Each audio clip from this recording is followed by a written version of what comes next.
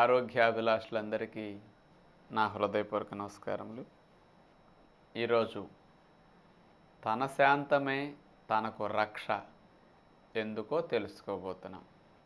మన పెద్దలు ఏది చెప్పినా దాని వెనక చాలా శాస్త్రం ఉంటుంది. కొన్ని పిల్లల్ని భయపెట్టడానికి ఉత్తత్తు మాటలు చెప్తారు. అలాంటి వాటిని మనం తీసుకోకూడదు. కానీ ఇలాంటి విషయాల్లో చాలా అర్థాలుంటాయి. తన కోపమే తన శత్రువు అని తెలుసు, తన శాంతమే తనకు రక్ష అని తెలుసు. ఇది మనల్ని రక్షిస్తుంది, కాపాడుతుంది. శాంతము అనేది కోపము ఆవేశాలు ప్రదర్శించినప్పుడు కొన్ని విష పదార్థాల్లాంటి హార్మోన్స్ విడుదలవుతాయి. కానీ మీరు ఎదుటి వ్యక్తి కోపాన్ని ప్రదర్శించారు అని మీరు కూడా కోపాన్ని ఆవేశాన్ని ప్రదర్శిస్తే మీకు ఆ విష పదార్థాల్లాంటి హార్మోన్లు విడుదలవుతాయి. అతనికి నష్టం జరుగుతుంది. ఎలాంటి హార్మోన్స్ ఉత్పత్తి అతని బాడీని పొల్యూట్ చేసి హాని కలిగిస్తాయో సేమ్ మనకి అలాంటివన్నీ జరుగుతాయి. వాస్తవానికి మనం మంచిగా ఉన్నాం, అతనేదో టెన్షన్ కంగారులో అనరాని మాటలని ఆవేశంలో ప్రవర్తించి అతను ఇరిటేట్ అయ్యి అలాంటి హాని కలిగించే యాసిడ్స్ని పదార్థాలని ఉత్పత్తి చేసుకుంటాడు. కానీ అతను అన్నందుకు మనం ఏదో ఇరిటేట్ అయ్యామనుకోండి, మనకే నష్టం వస్తుంది, ఇద్దరికీ నష్టం జరుగుతుంది. అంటే మన సుఖాన్ని, మన శాంతాన్ని, మన ఆనందాన్ని ఎదుటి వ్యక్తులు పాడు చేసినట్లు అవుతుంది మనం మారకపోతే. అంటే వాళ్ళెవరండి అసలు మన ఆనందాన్ని, సుఖాన్ని పాడు చేయటానికి, మన ప్రశాంతతని భంగం కలిగించడానికి ఎదుటి వ్యక్తులు కారణం ఎప్పుడు కాకూడదు. అంటే అలాంటి స్టేజ్లో మనం డెవలప్ కావాలి. ఇప్పుడు కూడా వాళ్ళందరూ బాగుంటే నేను బాగుంటాను, వాళ్ళ కోపం రాకపోతే నాకు రాదంటే జీవితంలో మీకు ఎప్పుడూ కోపం పోదు. ఇక వాళ్ళందరి మార్పు మీ చేతుల్లో లేదు, మీ మార్పు మీ చేతుల్లో ఉంది. మన ఆనందాన్ని, సుఖాన్ని పెంచుకునే అవకాశం మన చేతిలో ఉంది తప్ప ఎదుటి వాళ్ళ చేతిలో లేదు అది.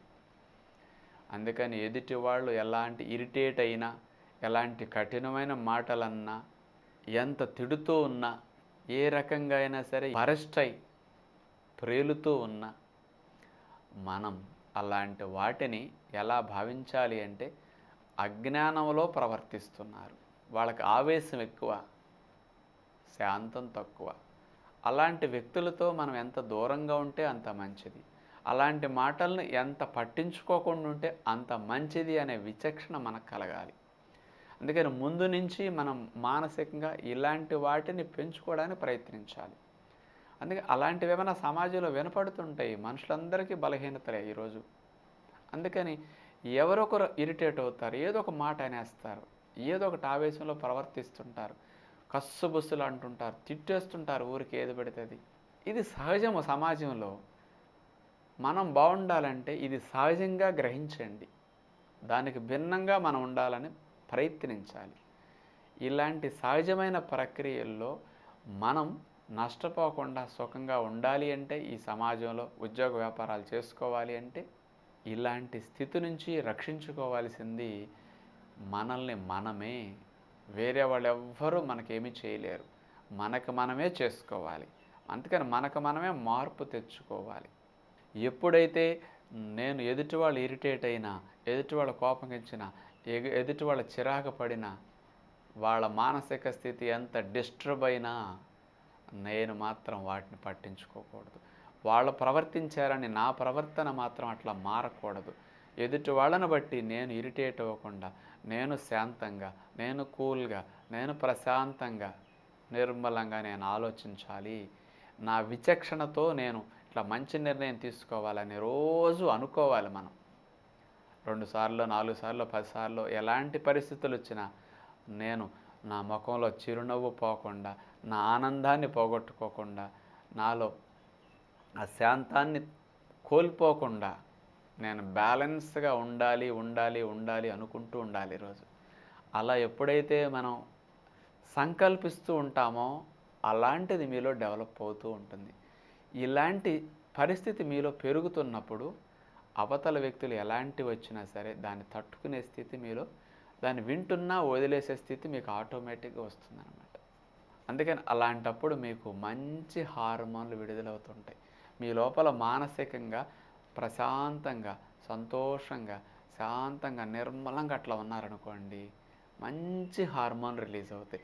ఇలా రిలీజ్ అయినప్పుడు మీ రక్తనాళాలు వెడల్పు అవుతాయి, స్మూత్గా ప్రయాణిస్తుంది బ్లడ్. అందుకని బీపీ ఆటోమేటిక్గా నార్మల్గా ఉంటుంది. మీ గుండె తక్కువ ప్రెషర్తో పంపు కొట్టేస్తుంది, ఎక్కువ విశ్రాంతి తీసుకుంటుంది, దాని లైఫ్ పెరుగుతుంది. మీ శ్వాసలు దీర్ఘంగా వెళతాయి మనసు రిలాక్స్డ్గా ఉన్నప్పుడు. అందుకని ఎక్కువ గాలి తక్కువ టైంలో ఎక్కేసి మీరు యాక్టివ్గా ఉంటారు. శ్వాసనాళాలు వెడల్పు అవుతాయి మీరు ప్రశాంతంగా శాంతంగా ఉన్నప్పుడు. ఎన్ని లాభం! మీ కండరాలు రిలాక్స్ అవుతాయి, వేడెక్కదు బాడీ. ముఖ కవళికలన్నీ మనిషి ముఖం చూస్తే తెలిసిపోతాయి లోపల ఎంత మనసు బాగుంది అనేది. ఇవన్నీ చేంజెస్ మీకు ఇలా వస్తాయి. అదే కోపం ఆవేశాన్ని ప్రదర్శిస్తే ఇవన్నీ రివర్స్ అయిపోతాయి. అందుకని ఎదుటి వ్యక్తి కోపం వచ్చినా మనం శాంతంగా ఉంటే ఎలాంటి నష్టం మనకు కలగకుండా ఉంటుందనడానికి ఒక ఎగ్జాంపుల్ చెప్తాను. ఒక ఏరియాలోకి ఒక్కొక్క కుక్క, మగ కుక్క కింగ్లా ఉంటుందండి. అనేక ఆడకుక్కలు ఉంటాయి, కానీ ఒక మగ కుక్క మాత్రం ఆ ఏరియా మొత్తానికి అది కింగ్. ఆ ఏరియాకి అనుకోకుండా ఇంకొక మగ కుక్క వెళ్ళిపోయింది పాపం, పొరపాటుని తెలియక. ఈ కుక్కను చూసి నా ఏరియాకు నువ్వెందుకు వచ్చావు అని ఆ ఏరియా కుక్క కరవటానికి దీన్ని బాగా ఫోర్స్గా పరిగెత్తుకొస్తూ అరుస్తూ వచ్చేస్తూ ఉంది.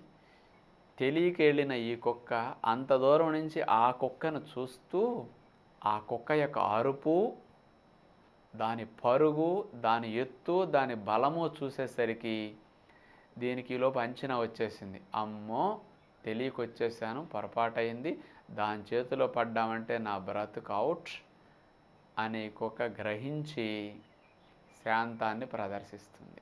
తోక ముడిచి అక్కడే నేల ఖర్చుకు పడుకుంటుంది. అంత దూరం నుంచి కరుద్దాము, చంపేద్దాము అనే ఫోర్స్లో వచ్చిన ఆ కుక్క, దానికి బ్యాడ్ హార్మోన్స్ రిలీజ్ అయినాయి, గుండె దడదడ కొట్టుకుంటుంది, శ్వాస సంకోచం అయిపోతాయి. ఎందుకని శ్వాసలు విపరీతంగా బుస్సు బుస్సుని వెళ్ళిపోతుంటాయి, రక్తం స్పీడ్ అయిపోతుంది, కండరాలు కూడా బిగపట్టేస్తాయి బాడీ అంతటిని. ఇన్ని చేంజెస్ కుక్కకు వచ్చేస్తాయండి. కళ్ళు ఎర్రగా అవుతాయి, కళ్ళు గుడ్లు విచ్చుకుంటాయి, ముఖ కవళికలన్నీ మారిపోతాయి కుక్కకి. ఇంత ఆవేశంలో వచ్చే కుక్క, ఈ కుక్క తోక ముడిచి శాంతాన్ని ప్రదర్శించినందుకు ఏమవుతుంది? ఆ ఊపులో వచ్చి కరుద్దామనుకుని వచ్చిన కుక్క ఈ శాంతాన్ని గ్రహించి ఆ కుక్క చుట్టూరు ఒక రౌండ్ వాసన చూసుకుని ఇది కూడా శాంతం అయిపోయి కూల్గా వెనక్కి వెళ్ళిపోతుంది. ఆ కుక్క వెళ్ళిపోయాక ఈ కుక్క లేచి ఇది వెళ్ళిపోతుంది. మీరు ఎన్నిసార్లు ఈ కుక్క ఎగ్జాంపుల్ చూసుంటారండి సమాజంలో? అందుకని తోక ముడిచిన కుక్క శాంతంగా నేల ఖర్చుకు పడుకుంది. తన శాంతమే తనకు రక్ష. ఒక్క ఘాటు లేదు, మొరుక్కోవటం లేదు, ఖర్చుకోవటం లేదు, ప్రాణం మీదకి రాలేదు. చూడండి, అదే నేను వస్తా నువ్వేం చేస్తావు అని ఇది ఎదురు తిరిగిందనుకోండి, అది వస్తుంది. రెండు ఖర్చుకునే పీక్కున్నాయి, ఘాట్లు పడితే రక్తం కారుతుంది, చచ్చినా చచ్చిపోతుంది ఏదో ఒకటి చూస్తే ఆ ఘర్షణలో. ఇప్పుడు ఆ కుక్కకి అంత బ్యాడ్ హార్మోన్స్ రిలీజ్ అయినాయి, ఈ కుక్క శాంతంగా ఉన్నందుకు. ఈ కుక్కకి హార్మోన్స్ మంచి రిలీజ్ అయినాయి, నష్టం జరగలేదు. దీని శాంతం దానికి కూడా లాభాన్ని కలిగించింది. ఎందుకు?